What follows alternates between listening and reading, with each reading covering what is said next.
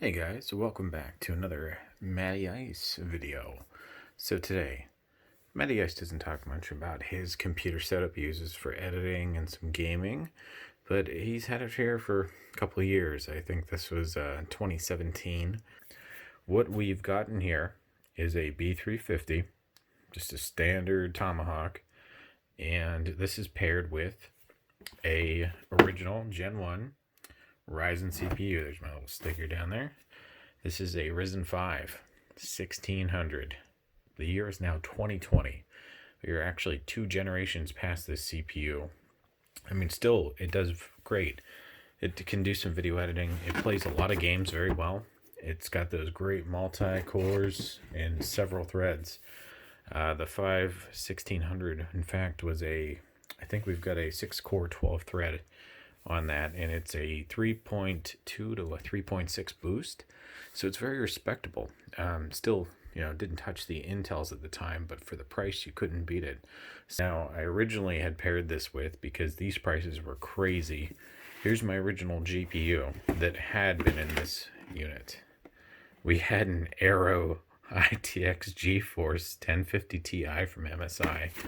I remember this thing was more than the CPU. I think this thing was like $200. It was just, back then, I mean, 1080s were going for $1,000, 1070s for $900. Take a quick look, and as you notice, that is not a 1050 Ti. After the prices came down, I actually found a great deal. I got a 1070 Ti, another MSI, but the titanium version. And that's it right there. And that 1070 Ti has been in there for a long time. One of the original Cooler Master Hyper Evo 212, I think. Or maybe it's just the Hyper 212. And then on it, I put one of the most beefy fans I could find. That is a Noctua, one of their industrial style fans.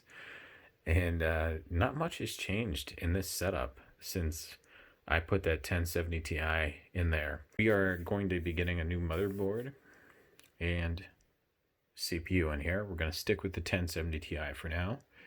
And our new motherboard is going to be, and you guys might know where this is going just based off the board. We've got, boom. This is a Gigabyte Aorus, the X570, the Elite Wi-Fi. And it is Ryzen 3000 ready, so we're not going to have to flash anything back. RGB board, very cool. And this thing is going to be getting in it, not a Ryzen 5 1600, but the Ryzen 7. This is the 3700X. This is a 8-core, 16-thread. It is a 3.6 base with a 4.4 boost. Oh, mama. This thing's going to be smoking. Precursor to replacing the motherboard, we'd run some tests on the current one with the Ryzen 5 1600. There's our info, Ryzen 5 1600. And it's all, there's our 1070 Ti. The amber temp is just sitting right at 34 degrees Celsius. Like I said, that fan does a really good job keeping this thing cool. We are going to run 2 tests. We are going to run Cinebench 20, and we are also going to run Far Cry 5, since I have that already installed on here. So let's open up Cinebench.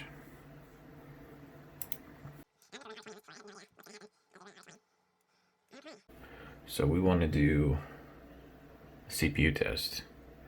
Let's click run. I don't know how this will go.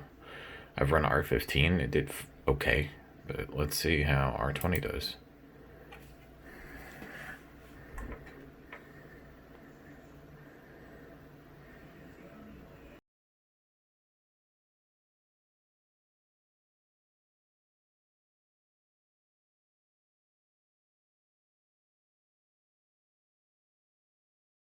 There we go. And we got 2816 on that. And this is just at the 3.8. Nothing crazy here. Looks like we got up to about 63. About all the cores. Okay, here we are in Far Cry 5. As you can see, we're hovering right about 46, 47 degrees Celsius, and we haven't run the bench yet. So let's get into the bench. So that's under options. Sorry, it's been a while since I've run this, and I'll show you guys what we have. I think everything's on Ultra. We're on windowed, custom aspect. There we go. Ultra, ultra, ultra high, on, TAA, on. And VSync is off. I had that on previously. So let's go to benchmark.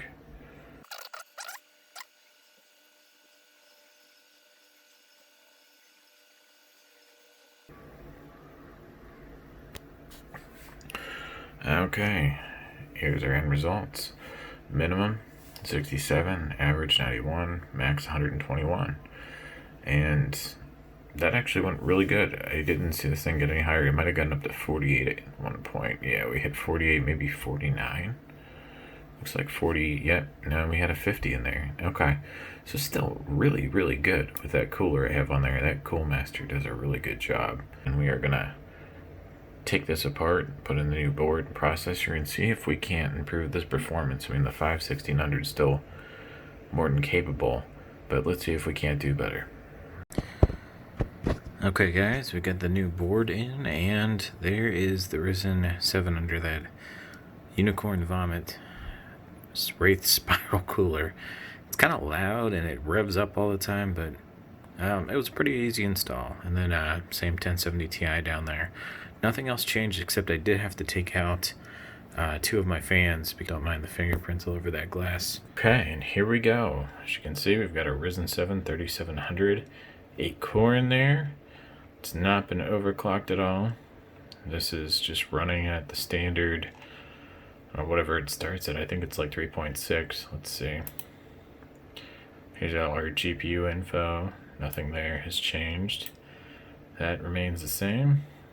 And then here's our temps. GPU's holding at 44. We're not really doing anything now. We're just kind of scrolling through the info. Core clock, memory clock.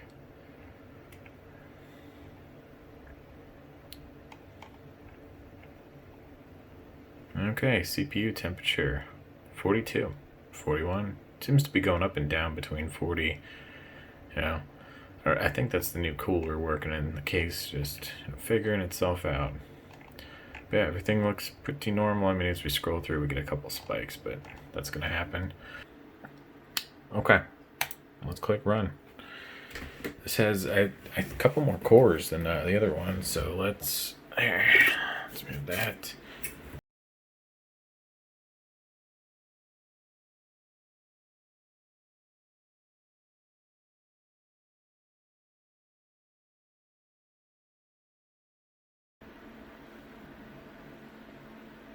Okay, we got 2290. Okay, so let's close out of this right now. And we did spike a bit there. It looks like 63, high point 67 at one point, which is the standard cooler. Okay, so we'll close that and we'll open Far Cry 5 now. Okay, still set to ultra and high, which is good. So let's test this in the benchmark and let's see how we do. Now it is a bit higher. I noticed as soon as I went into this game, we went up to about 67 instantly. So this is running a lot hotter than it used to.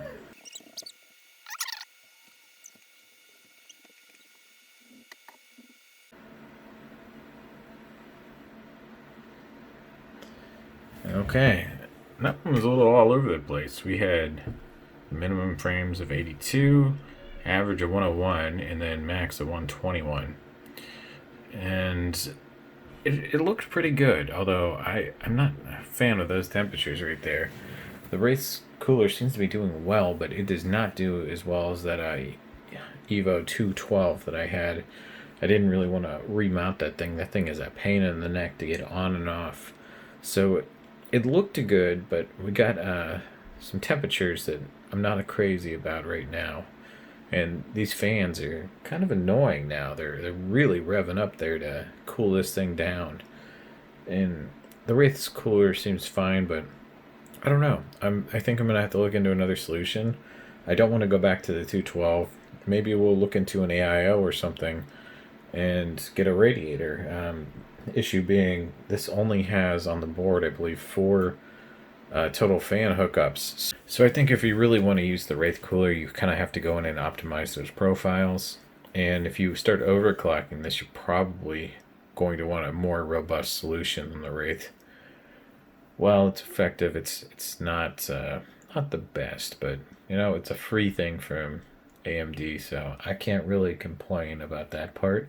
Okay guys, so I did a little bit of tuning on this processor to try and get some better results. As you saw, my actual Cinebench when I reinstalled this was not optimal. So what I did was go on and play in the BIOS a little bit and made some changes. So I also have added an additional 8 gigabytes of RAM.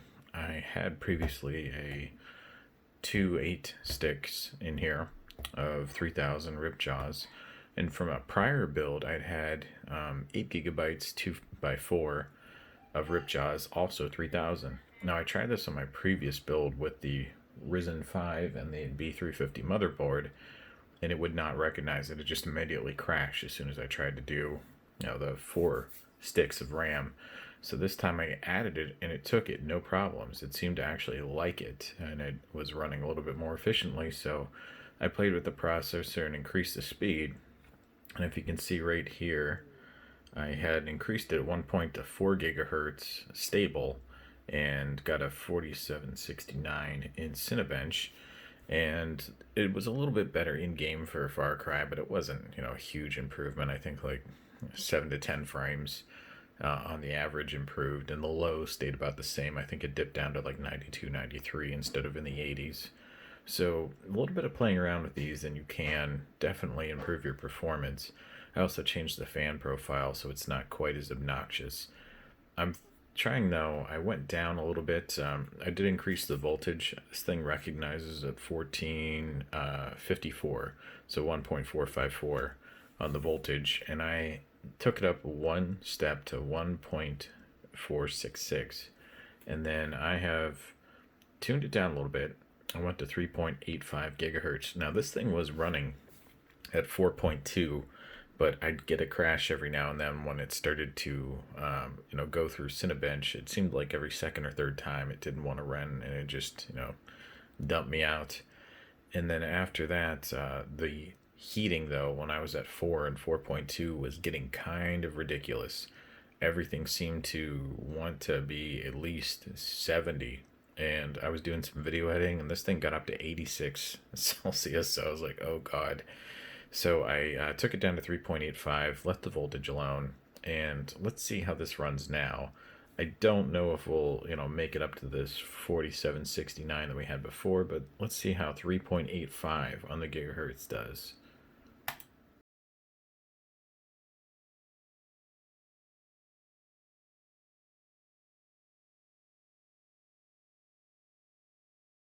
Okay, we just finished and we wound up with a 4.5, or sorry, 4590.